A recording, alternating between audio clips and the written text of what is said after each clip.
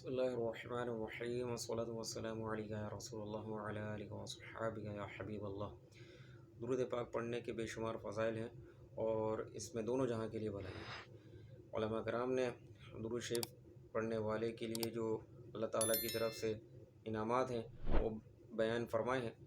جن میں سے یہ ہے کہ اللہ تعالیٰ کی رحمت نازل ہوتی ہے، گناہ معاف ہوتے ہیں، درجات بلند ہوتے ہیں، نیکیاں ملتی ہیں، حضور علیہ صلاۃ والسلام کا قرب ملتا ہے۔ اگر اس کو کسی حاجت میں پڑھا جائے، کسی ضرورت میں پڑھا جائے تو اللہ تبارک و تعالیٰ کے فضل سے انشاءاللہ وہ ضرورت بھی پوری ہوگی، حاجت بھی رفع ہوگی اور نبی کریم صلی اللہ تعالیٰ علیہ وسلم کی شفاعت کا سبب ہے، حضور علیہ صلاۃ والسلام کے قرب کا سبب ہے۔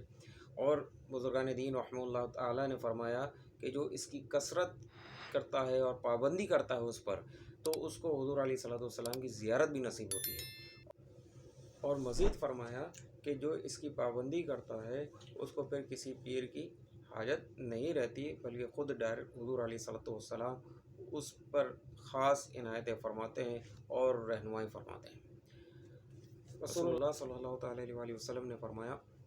قیامت کے دن میرے قریب تر وہ ہوگا جس نے تم میں سے سب سے زیادہ مجھ پر درود پاک پڑھا ہوگا۔ ایک حدیث شریف میں آیا کہ مجھ پر درود پاک پڑھنا پل صراط پر نور ہے،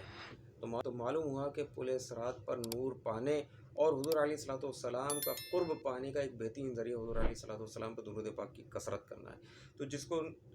پل صراط پر نور حاصل ہو جائے، حضور نبی کریم صلی اللہ تعالیٰ علیہ وسلم کا قرب مل جائے، تو اس کو جنت کی ابدی نعمتیں نہیں ملیں گی تو اور کیا ملیں گی۔ اس کے علاوہ حضور علیہ صلاۃ والسلام کی ایک حدیث پاک ہے کہ جس نے کتاب میں مجھ پر درود پاک لکھا تو جب تک میرا نام اس میں رہے گا فرشتے اس کے لیے استغفار اور ایک روایت میں دعا رحمت کرتے رہیں گے۔ تو ہمیں بھی چاہیے کہ جب کوئی کتاب لکھیں یا کوئی بھی تحریر لکھیں اور نبی کریم صلی اللہ تعالیٰ علیہ وسلم کا نام مبارک آئے تو درود شریف لکھ دیا کریں۔ بعض لوگ کیا کرتے ہیں کہ سواد لکھ دیتے ہیں، سواد لام میم وغیرہ مخفف یعنی شارٹ کٹ لکھ دیتے ہیں، جو کہ ناجائز و حرام ہے، بلکہ پورا درود شریف صلی اللہ علیہ وسلم یا صلی اللہ علیہ وآلہ وسلم لکھنا چاہیے۔ اس میں زیادہ وقت بھی نہیں لگتا، زیادہ سیاہی بھی نہیں لگتی، بلکہ جب تک نام پیارے آقا علیہ صلاۃ والسلام کا رہے گا، اس میں درود شریف موجود رہے گا، فرشتے آپ کے لیے دعا استغفار کرتے رہیں گے یا دعا رحمت کرتے رہیں گے، آپ کو اس کی برکتیں ملتی رہیں گی۔ اور درود شریف کے حوالے سے مختلف علماء نے کتابیں لکھی ہیں اور بہت ساری کتابیں لکھی ہیں، جن میں جو ہے بہت مشہور ترین کتاب دلائل الخیرات شریف ہے اور اس کی برکتیں بھی بہت زیادہ ہے۔ دلائل الخیرات کے مصنف الشیخ محمد بن سلیمان الجزولی رحمۃ اللہ تعالیٰ علیہ ہیں۔ آپ جو ہے قرآن و سنت کے پابند اور عاشق درود و سلام تھے، پابندی سے جو ہے درود پاک پڑھا کرتے تھے اور آپ رحمۃ اللہ تعالیٰ علیہ با کرامت بزرگ ہیں۔ تو جب آپ نے دین کی تبلیغ شروع کی تو کئی لوگوں نے آپ کے ہاتھ پر توبہ کر کے آپ کے حلقہ ارادت میں شامل ہو گئے۔ آپ کے مریدین کی تعداد 12,000 سے زائد بتائی جاتی ہے۔ اور محمد بن سلیمان جزولی رحمۃ اللہ تعالیٰ علیہ کا وصال فجر کی نماز میں پہلی رکعت کے سجدے میں ہوا۔ آپ رحمۃ اللہ تعالیٰ علیہ کا مزار مراکش میں ہے اور جب آپ کو تدفین کے 77 سال بعد مقام صوت سے نکال کر مراکش منتقل کیا جا رہا تھا تو لوگوں نے دیکھا کہ آپ کا جسم مبارک صحیح سلامت ہے، اور کسی نے آپ رحمۃ اللہ تعالیٰ علیہ کے جسم پر انگلی سے دبایا تو اس جگہ جس جگہ کو دبایا تو وہ پیلی ہو گئی، زرد ہو گئی، یعنی خون رک گیا، لیکن جب اس نے انگلی اٹھائی تو واپس اس میں خون رواں ہو گیا، یعنی آپ کے جسم مبارک میں خون بھی موجود تھا۔ یہ آپ رحمۃ اللہ تعالیٰ علیہ کی کرامت ہے۔ آپ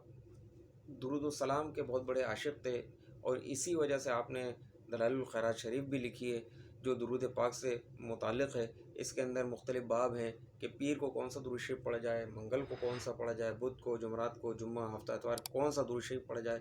اور ایک باب کو پڑھنے میں کوئی 20 سے 25 منٹ لگتے ہیں۔ ہمیں چاہیے کہ دلائل الخیرات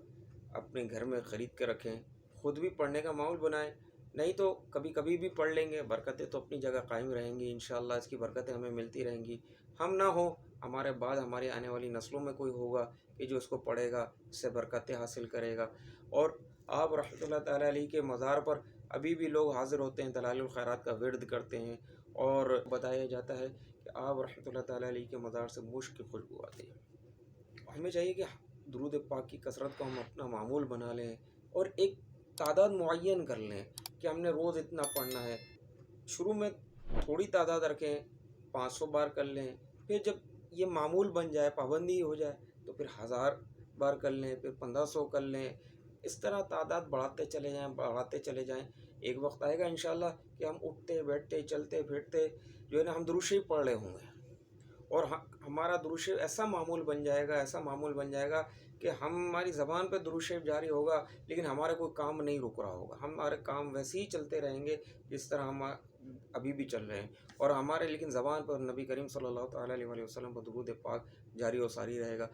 جب یہ حالت ہو جائے گی کہ اٹھتے بیٹھتے چلتے پھرتے حضور علیہ الصلوۃ والسلام کی محبت میں، عشق میں ہم درود پاک پڑھنے کو اپنا معمول بنا لیں گے، تو انشاءاللہ کرم ہوگا، نبی کریم علیہ الصلوۃ والسلام کی زیارت بھی نصیب ہوگی، نبی علیہ الصلوۃ والسلام کا قرب بھی ملے گا۔ جس کو حضور علیہ الصلوۃ والسلام کا قرب ملے، زیارت بھی نصیب ہو، انشاءاللہ اس کا دنیا میں بھی بیڑا پار ہے، اور اللہ نے چاہا تو قیامت میں بھی اس کا بیڑا پار ہے، کیونکہ جس کو قیامت کے دن حضور علیہ الصلوۃ والسلام کا قرب مل گیا، پل صراط پہ نور مل گیا، جس کے گناہ معاف ہو گئے، جس کا نیکیوں کا پلہ حاوی رہا، تو وہ ضرور جنت میں جائے گا، کیونکہ حضور علیہ الصلوۃ والسلام کا قرب مل جانا یہی تو بڑی سعادت کی بات ہے۔ جس پر اللہ تعالیٰ کا خاص کرم ہوگا وہی حضور علیہ الصلوۃ والسلام کا قریب ہوگا۔ تو حضور علیہ الصلوۃ والسلام کا قرب پانے کا ایک بہت بڑا اور بہترین ذریعہ آپ پر درود پاک پڑھنا ہے۔ صلو علی الحبیب صلی اللہ تعالی علی محمد۔